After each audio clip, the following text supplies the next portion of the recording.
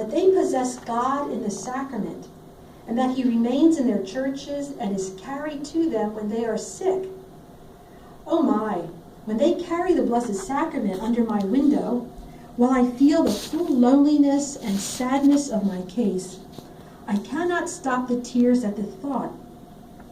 My God, how happy would I be, even so far away from all so dear, if I could find you in the church as they do.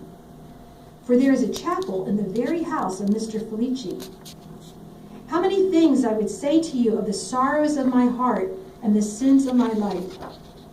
The other day, in a moment of excessive distress, I fell on my knees without thinking when the Blessed Sacrament passed by, and cried in agony to God to bless me, if he was there, that my whole soul desired only him.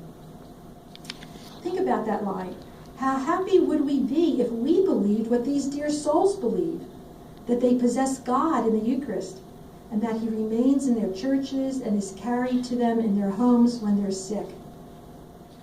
That statement alone makes us ask, does belief in the Eucharist make a difference in my life? Do I truly appreciate the gift of Eucharist, let alone be happy to receive the Eucharist? Or have I simply become accustomed to receiving the Eucharist, that I've forgotten what a gift it is? That's very easy to happen. In another writing to Rebecca, Elizabeth tells her about how Mrs. Felici fasted until 3 p.m. during Lent, and then in that way, like uniting her sacrifices with the Lord. But Elizabeth writes, now I don't have this quote, I'll let you know when the next quote is on your paper. Elizabeth writes about that fasting. She said, well, I like that very much, but what I like better, my dearest Rebecca, only think what a comfort. They go to Mass here every morning. Ah, how often you and I used to give the sigh, and you would press your arm in mine on a Sunday evening and say, no more till next Sunday, as we turned from the church door, which closed on us, unless a prayer day was given out in the week. Well, here, they go to church at 4 every morning, if they please.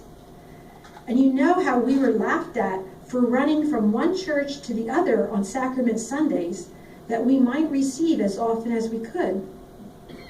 Well, here, people that love God and live a good regular life can go, though many do not do it, yet they can go every day.